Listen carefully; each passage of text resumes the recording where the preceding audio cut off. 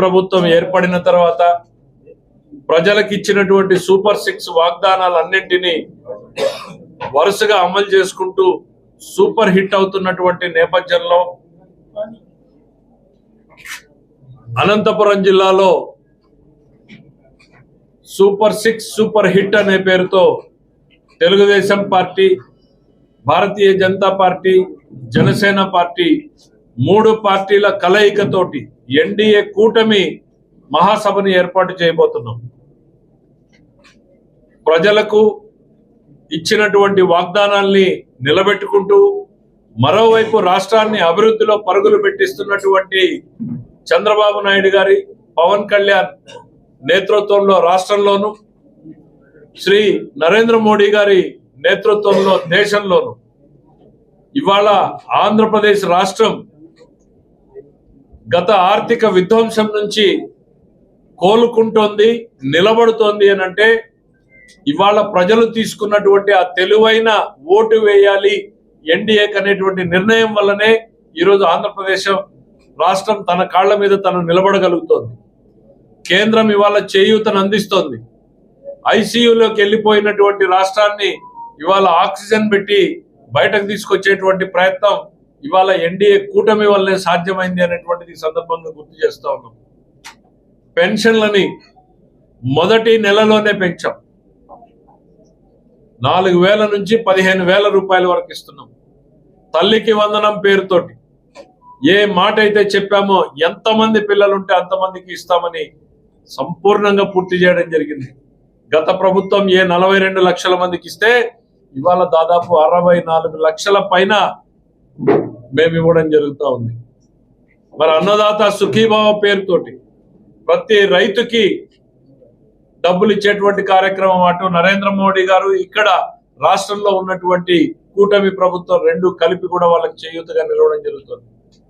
చెప్పనటువంటి మత్స్యకార భరోసా కావచ్చు, మరి విద్యార్థులకు అందించేటువంటి మధ్యాహ్న భోజన పథకం కావచ్చు, సన్న బియ్యాన్ని ఇవ్వడం జరుగుతూ ఉంది, మెరుగైనటువంటి కిట్ ఇవ్వడం జరిగింది. ఇట్లా అన్ని రంగాలలోనూ కూడా మార్పుని గణనీయంగా తీసుకురాగలిగినటువంటి ప్రభుత్వం కూటమి ప్రభుత్వం.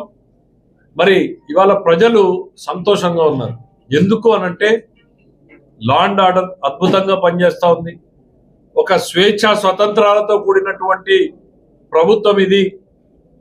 ఎవరైనా మాట్లాడగలుగుతున్నారు, నచ్చిన పని చేసుకోగలుగుతున్నారు. గతంలో ప్రశ్నిస్తే పలు కేసులు పెట్టేటువంటి పరిస్థితిని చూసాం. అచ్చెన్నాయుడు దగ్గర నుంచి మొదలు పెడితే అధ్యక్షుడు చంద్రబాబు నాయుడు వరకు కూడా ప్రతి ఒక్కరి మీద అక్రమ కేసులు, అక్రమ అరెస్టులతో, వేధింపులతోనే కొనసాగింది. ఇవాళ చూడగలుగుతా ఉన్నాం. మా ముఖ్యమంత్రి గారు మొట్టమొదటి సమావేశంలో,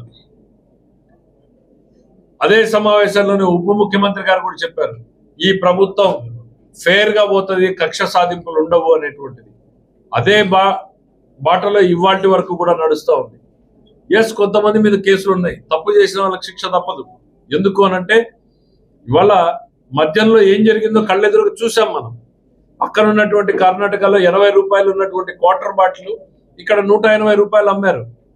ఎవరు అమ్మారు, ఎందుకు అమ్మారు అని అంటే ఆ 100 రూపాయలు ఎక్కడికి పోయింది వాళ్ళ కళ్ళ ముందు కనపడతా ఉంది. మరి అట్లాంటి దోషులు తప్పించుకోకూడదు. అట్లాంటి వాళ్ళు తప్పించుకుంటే చట్టం మీద ఉన్న గౌరవం పోతుంది. కాబట్టి దోషులు ఖచ్చితంగా శిక్షించబడతారు.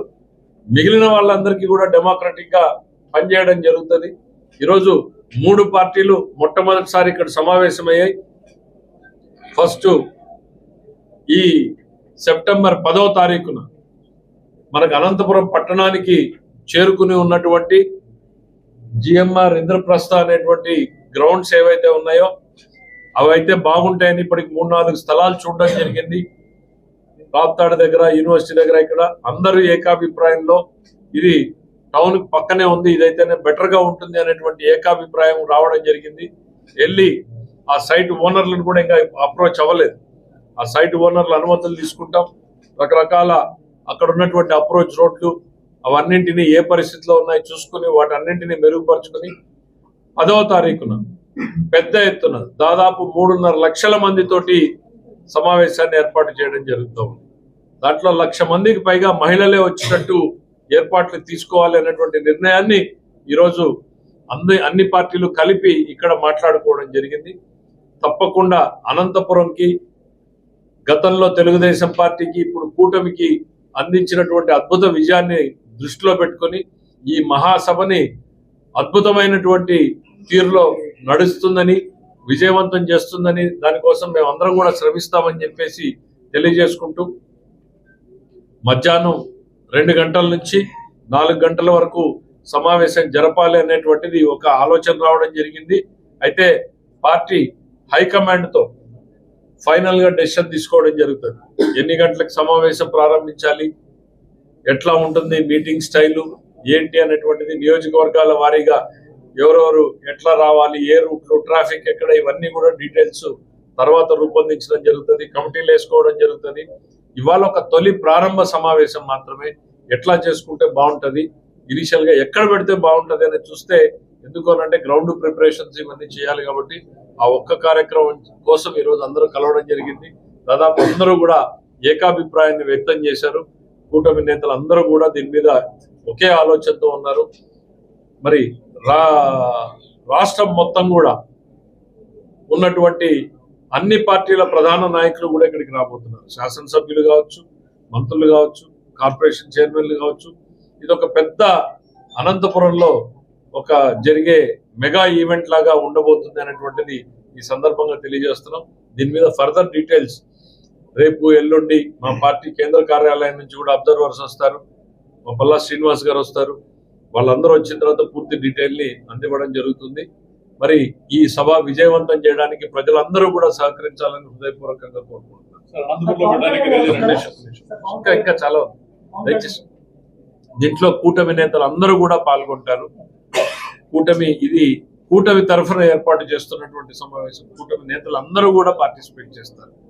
దయచేసి మా బీజేపీ అట్లనే జనసేన అధ్యక్షులు కూడా మాట్లాడాల్సింది. కొంచెం గట్టిగా మాట్లాడుకోవాలి.